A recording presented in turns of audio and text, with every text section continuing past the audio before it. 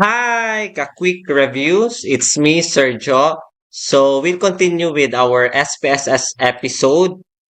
This time we will have a continuation of Pearson's correlation, which is the linear regression. So we have here the same data, okay, the jump distance and the height. I just added here the residuals since we will be needing this later in the assumption. Okay, let's review first the result of the Pearson's correlation. So analyze, correlate, bivariate, and then basically the result of the Pearson correlation is 0.706, which is a strong relationship because its description is high correlation. So if it's a high correlation, so we can proceed with linear regression. Okay. So before we will proceed with the analysis, we will first check the assumptions. Okay. I am still using the statistics.laird.com.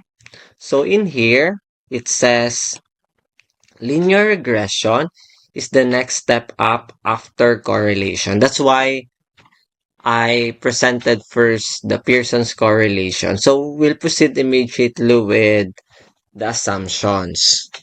First assumption is this one. Your dependent variable should be measured at the continuous level. So let's check the data. So the dependent. Okay. In here, the dependent or the outcome variable is the jump distance. So it's based on the variable view. So it scales. So that's all right. Second assumption is the same thing. The independent variable should also be measured at the continuous level. So let's check. We have the independent variable or the predictor, the height. So from the variable view, it's also a scale. So that's okay. Third,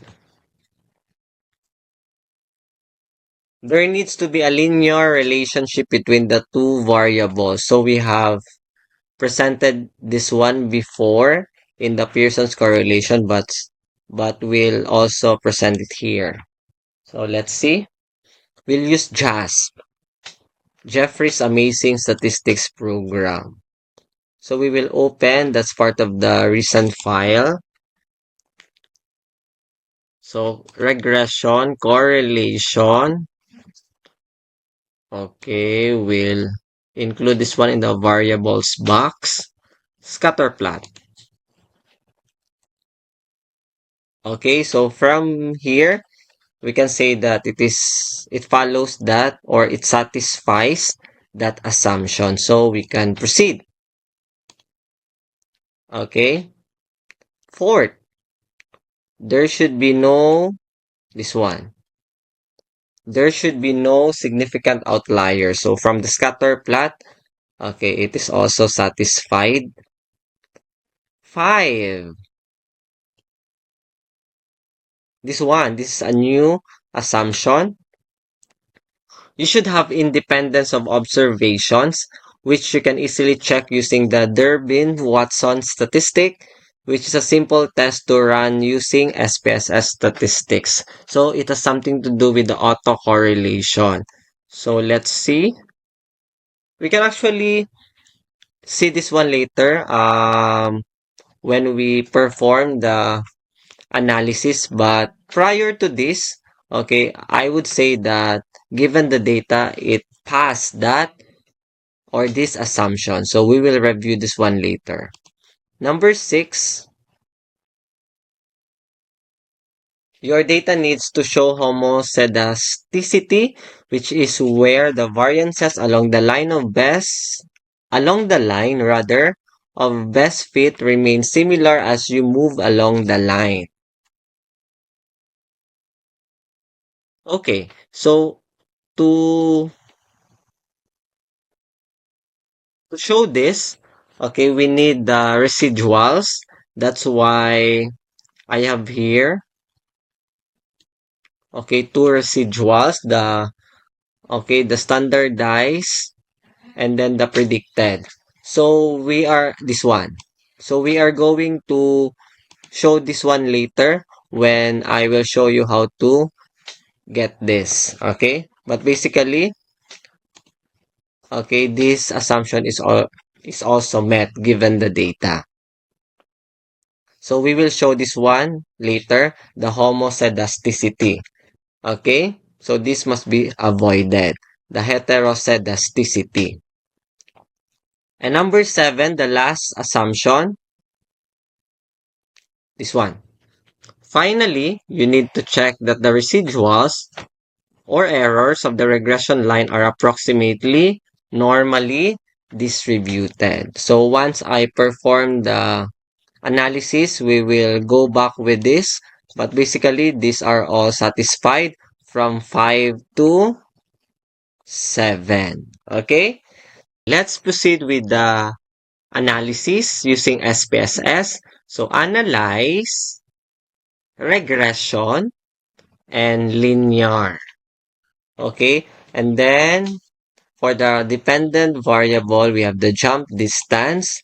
And then for the independent, we only have one. So later in our next episode, we will also consider more than independent variables or the predictors, and that would be multiple regression. But this time, linear regression first. So statistics, okay, there are also default here. So we will consider this R squared, change, descriptive, partial. You can also check this collinearity diagnostics. And this one, this Durbin-Watson, okay, as needed as part of the assumptions. Continue.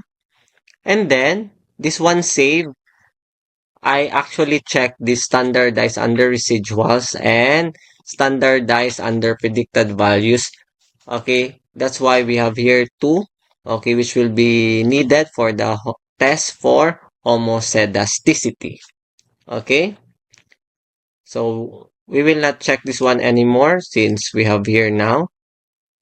Okay, and then, okay, so let's see. So our R is actually the simple correlation. So if we are going to consider our previous result in the correlation, it's actually this one 706 as well. 0.706. The same with this. Okay? And for our coefficient of determination, so that's 0.499. So I prepared here APA style wherein these are actually the needed values when you present linear regression. So outcome, long jump performance. This is the DV. The IV is the height. Okay, or the predictor. So this is the R. Okay. And we also have the R squared. So basically, we need this one in the presentation of our discussion. We also have the unstandardized coefficients, the B and standard error. So, standardized coefficients, the beta. Okay, T value, P value. So, we'll check this one if it fits. So, from the result, so we have in the coefficients. Okay.